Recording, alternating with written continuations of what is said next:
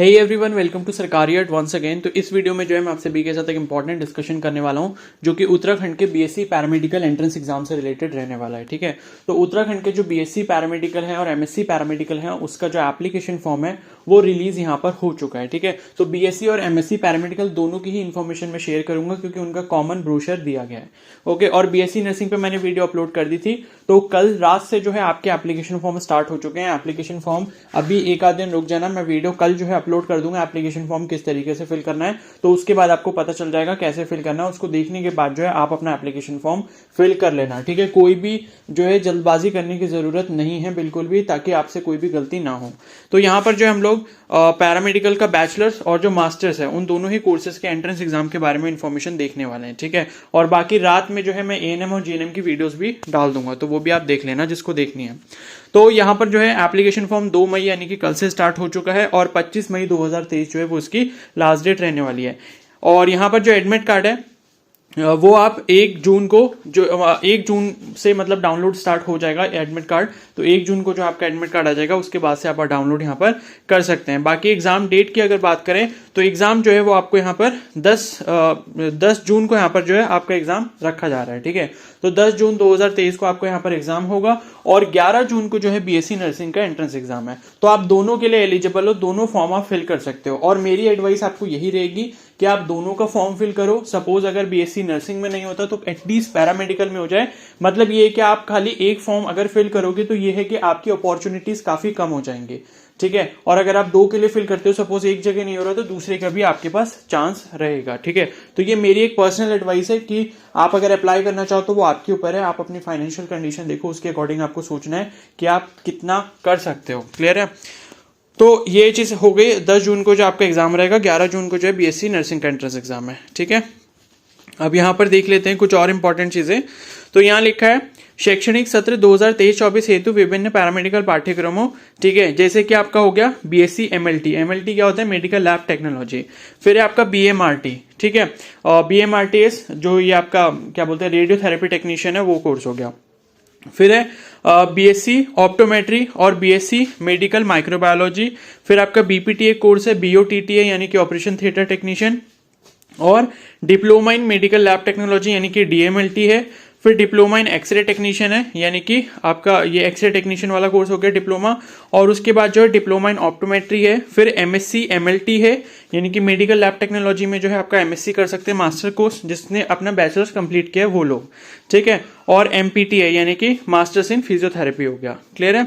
तो ये दोनों आपके मास्टर्स के कोर्स हो गए। बाकी मैंने डिप्लोमा के कोर्स बता दिए। डिप्लोमा के कोर्स के लिए भी आप अप्लाई कर सकते हो 12th के बाद, और बीएससी के लिए भी कर सकते हो। ठीक है, लेकिन एमएससी के लिए वही कर सकते हैं जिसने बीएससी पैरामेडिकल करा हुआ है।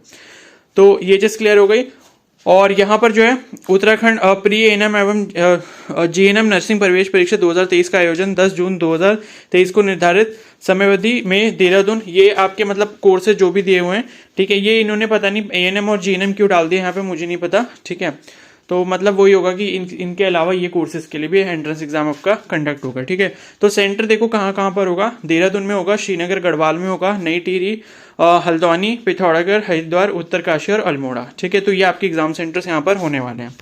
और उसके बाद जो है यहाँ पर और जो इन्फॉर्मेशन दी है कि मतलब उत्तराखंड पैरामेडिकल प्रवेश परीक्षा 2023 में उत्तीर्ण आ रहे अभ्यर्थी को शैक्षणिक सत्र 2023-24 में पैरामेडिकल के विभिन्न पाठ्यक्रमों की राज्य कोटि की प्लस सीटों पर शासन द्वारा गठित काउंसलिंग बोर्ड द्वारा उत्तराखंड पैरामेडिकल, मतलब वो ये कि आपका जितना स्कोर आएगा एंट्रेंस एग्जाम में उसके बेसिस पे आप अपनी चॉइस फिलिंग करोगे, आपकी काउंसलिंग होगी। मैं बताऊंगा सब कुछ कैसे होता है।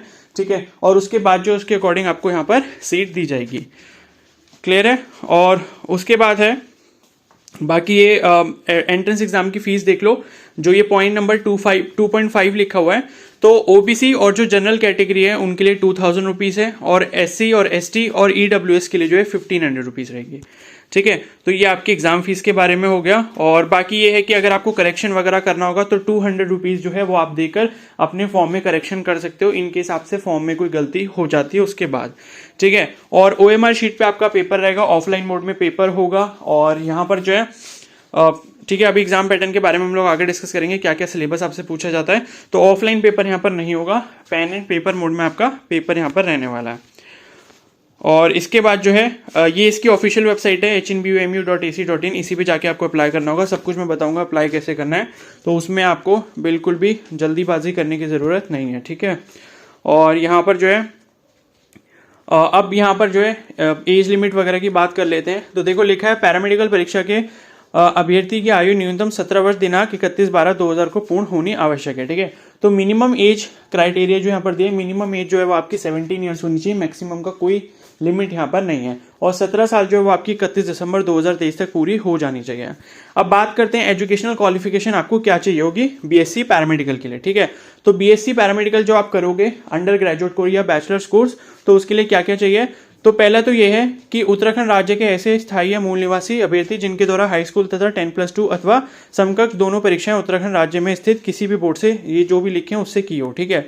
और यहाँ पर लिखा है जिसमें 10+2 परीक्षा विज्ञान वर्ग फिजिक्स केमिस्ट्री बायोलॉजी या गणित एवं अंग्रेजी, ठीक है। तो यानी कि फिजिक्स केमिस्ट्री बायोलॉजी हो या फिर फिजिक्स केमिस्ट्री मैथ, पीसीबी और पीसीएम दोनों के ही यहाँ पर कैंडिडेट्स एलिजिबल रहेंगे, लेकिन आपके पास क्लास 12 में इंग्लिश भी होना जरूरी है। और फिजिक्स केमिस्ट्री बायोलॉजी या फिर फिजिक्स केमिस्ट्री मैथ्स, ये जो तीन सब्जेक्ट हैं, तीन सब्जेक्ट के मिला के आपके एग्रीगेट जो परसेंटेज है वो मिनिमम 45% होनी चाहिए, उससे कम नहीं होनी चाहिए, ठीक है। और बाकी इंग्लिश जो है वो आपका कंपलसरी सब्जेक्ट यहाँ पर रहना चाहिए।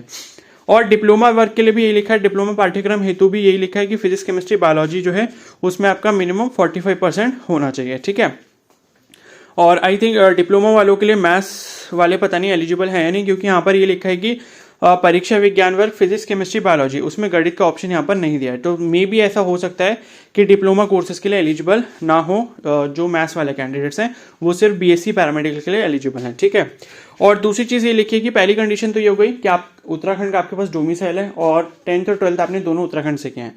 दूसरा केस ये बनता है कि जो उत्तराखंड राज्य के स्थायी मूल निवासी नहीं है, लेकिन उन्होंने 10th और 10+2 अपना, यानी कि 10th और 12th जो है वो अपने उत्तराखंड से किया है, ठीक है। दूसरा केस ये है कि उत्तराखंड का आपके पास डोमिसाइल नहीं है, लेकिन आपने 10th और 12th जो है वो आपने उत्तराखंड से किया है, तब भी आप यहाँ पर एलिजिबल रहोगे। लेकिन यहाँ पर क्या होगा कि जो रिजर्वेशन, अगर आपकी कोई कैटेगरी है SC ST OBC, तो उस रिजर्वेशन का आपको बेनिफिट नहीं मिलेगा।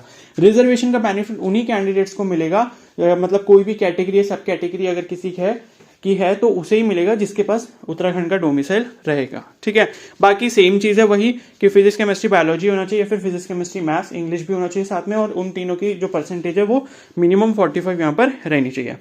तीसरा केस यहाँ पर क्या बनता है कि उत्तराखंड राज्य के ऐसे स्थायी मूल निवासी अभ्यर्थी जिनके द्वारा हाई स्कूल तथा 10+2 अथवा समकक्ष परीक्षाओं में से कोई एक अथवा दोनों उत्तराखंड राज्य के बाहर, यानी कि अन्य राज्य से की गई हैं, तो वो कैंडिडेट्स भी यहाँ पर एलिजिबल होंगे। मान लो आपने अपना 10th और 12th सपोज यूपी से किया या अदर किसी स्टेट से किया है, लेकिन आपका जो डोमिसाइल है वो उत्तराखंड का है, तब भी आप यहाँ पर एलिजिबल रहोगे, ठीक है। बाकी सारी कंडीशन सेम है एजुकेशन के बारे में।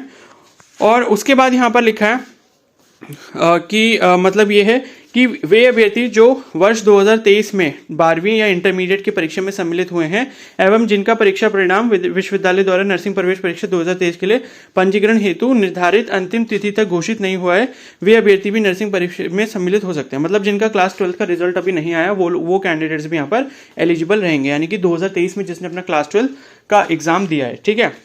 उसके बाद जो है यहाँ पर ये दिया है आपका स्नातकोत्तर पाठ्यक्रम पैरामेडिकल, यानी कि जो आपका MSc है मास्टर्स कोर्सेज के लिए, ठीक है। तो मास्टर्स कोर्सेज के लिए यही है कि MSc MLT कोर्स अगर आप करना चाहते हो तो उसके लिए जो है आपका मिनिमम जो BMLT आपने किया होगा, ठीक है, BSc MLT जो किया है उसमें मिनिमम 55% होना चाहिए।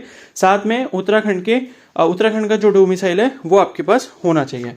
दूसरी चीज़ इन्होंने ये लिखी है कि सपोज आपने BSc MLT बाहर किसी कॉलेज से करा है, लेकिन उसके साथ साथ जो है उत्तराखंड का आपके पास डोमिसाइल होना चाहिए, तब भी आप यहाँ पर एलिजिबल रहोगे।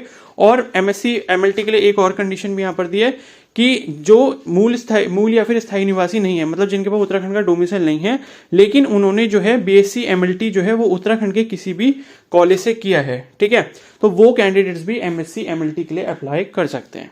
उसके बाद MPT के लिए भी सेम कंडीशंस होंगी, तो इसको पढ़ लेना एक बार जो BPT कर चुके हैं, ठीक है। सेम MLT जैसी कंडीशन है वो बिल्कुल, ठीक है, तो वो छोड़ देते हैं अभी। और बाकी यहाँ पर तो ऐसा कुछ इंपॉर्टेंट है नहीं। अब मैं सीधे चलता हूँ क्या बोलते हैं उस पर, एग्जाम पैटर्न के ऊपर, ठीक है। तो देखो पैरामेडिकल पाठ्यक्रम लिखा है BSc स्नातक, ठीक है। तो इसमें आपका UG और जो डिप्लोमा कोर्स है दोनों के लिए सेम है, ठीक ठीक है। जो चाहे अंडर ग्रेजुएट वाला यानी कि बीएससी पैरामेडिकल हो या फिर डिप्लोमा कोर्स हो, दोनों के लिए जो आपका पेपर आएगा वो सेम आएगा, ठीक है। तो यहाँ पर देखो डेट आपकी 10 जून हो गई, 10 जून को आपका यहाँ पर पेपर रहेगा, 2:30 से 4:30 बजे के बीच में होगा दोपहर में पेपर। और यहाँ पर जो है लिखा है कि इंटरमीडिएट 10+2 स्तर के विज्ञान पाठ्यक्रम पर आधारित, ठीक है। भौतिकी 25, रसायन 25, जीव विज्ञान या गणित 50, ठीक है। तो टोटल आपके जो क्वेश्चंस होंगे वो यहाँ पर 100 क्वेश्चन रहेंगे, एक क्वेश्चन 1 नंबर का रहेगा। Physics 25 question 25 number, chemistry 25 question 25 number. और अगर आप बायोलॉजी स्ट्रीम से हो, बायोलॉजी सेलेक्ट करोगे तो आपको बायोलॉजी का पेपर देना पड़ेगा और बायोलॉजी के 50 क्वेश्चन होंगे 50 नंबर के, ठीक है। सिलेबस पूरा आपका रहेगा 11th और 12th का। अब यहाँ पर इंटरमीडिएट 10+2 स्तर लिखा है तो इसका मतलब ये नहीं होता कि खाली 12th का सिलेबस आएगा। तो ये जो डाउट अगर आपके दिमाग में गलती से भी डेवलप हुआ है तो प्लीज उसको निकाल दो, ठीक है। क्योंकि खाली 12th का पढ़ के जाओगे तो उससे सिर्फ 50 to 60% ही आएगा, बाकी जो आपका 40% से 50% के बीच में सिलेबस है वो क्वेश्चंस जो है वो आपके 11th से पूछे जाएंगे, ठीक है। तो आपको 11th और 12th दोनों यहाँ पर पढ़ना होगा और बाकी जो मैथ्स वाले हैं उनको 11-12 का मैथ्स पढ़ना होगा फिजिक्स केमिस्ट्री के साथ साथ, ठीक है। और यहाँ पर जो लिखा है, यहाँ पर वही लिखा है कि मतलब मैथ्स या बायो में से एक सेक्शन आपको अटेम्प्ट करना जरूरी होगा। और बाकी एमएससी एमएलटी वालों के लिए जो है ये लिखा है कि संबंधित विषय में स्नातक स्तर के 100 प्रश्न होंगे, यानी कि वही सेम 100 क्वेश्चन 100 मार्क्स। और आपके जो क्वेश्चन होंगे वो आपके बीएससी कोर्स से पूछे जाएंगे। अगर एमएससी एमएलटी के लिए कर रहे हो तो बीएससी एमएलटी से क्वेश्चन होंगे, और एमपीटी के लिए कर रहे हो तो बीएससी बीपीटी यानी कि जो बीपीटी वाला कोर्स है उससे क्वेश्चन होंगे, ठीक है। तो ये चीज़ हो गई। और उसके बाद जो है 2 आवर्स का आपका पेपर रहेगा। और यहाँ पर जो है नेगेटिव मार्किंग यहाँ आपकी नहीं है, ठीक है। आप करेक्ट आंसर करोगे तो 1 नंबर मिलेगा, गलत करोगे क्वेश्चन छोड़ दोगे तो आपको कोई भी मार्क्स यहाँ पर डिडक्ट नहीं होगा, ठीक है। इसलिए छोड़ना तो बिल्कुल भी नहीं है, एक भी क्वेश्चन, सारे के सारे क्वेश्चन आपको करके ही आने हैं, ठीक है। उससे आपका ही फायदा होगा, क्या पता तुक्के में कोई सही हो जाए। क्लियर है। और बाकी एग्जाम कोड, ये एग्जाम सेंटर्स वगैरह दे रखे हैं तो उनके कोड हैं, ये आप चाहो तो एक बार नोट कर सकते हो जो भी आपको नियरेस्ट लगे, ठीक है। ये आपको फॉर्म में फिल करने होंगे। बाकी एडमिट कार्ड वगैरह से रिलेटेड इन्फॉर्मेशन है, जब आएगा तब मैं आपको बता दूंगा। बस इतना ही था इसमें, ठीक है। बीएससी पैरामेडिकल से रिलेटेड इतनी ही इन्फॉर्मेशन है। तो ज़्यादा टाइम है नहीं, 1 ही महीने रह गया आपके एग्जाम में, तो आप जो है जल्दी से प्रिपरेशन स्टार्ट कर दो, ठीक है। फिजिक्स केमिस्ट्री बायोलॉजी की बाकी प्रीवियस ईयर के जो पेपर वगैरह है वो मैं आपको सॉल्व करवा दूंगा, ठीक है। उसकी टेंशन मत लो। तो इस वीडियो को जो मैं यहीं पर एंड करता हूँ, बाकी एएनएम और जीएनएम पर भी जो है मैं वीडियो डाल दूंगा, और कल जो है मैं रजिस्ट्रेशन प्रोसेस पर वीडियो डाल दूंगा कि रजिस्ट्रेशन इसका कैसे करना होगा, ठीक है। तो इस वीडियो को मैं यहीं पर एंड करता हूँ। अगर आपको वीडियो हेल्पफुल लगे तो प्लीज को जरूर लाइक कर देना, चैनल पर नए तो सब्सक्राइब कर लो और बेल आइकन को प्रेस कर लो, सो दैट फ्यूचर में इसके रिगार्डिंग जितने भी अपडेट्स हैं वो आपको टाइम पर मिलते रहें। क्लियर है। और कोई डाउट है तो आप मुझे कमेंट सेक्शन में बता सकते हो, या फिर मुझे इंस्टाग्राम पे भी फॉलो कर सकते हो और मैसेज कर सकते हो। इंस्टाग्राम का जो लिंक है वो आपको कमेंट सेक्शन में मिल जाएगा। Okay, so thank you and have a nice day.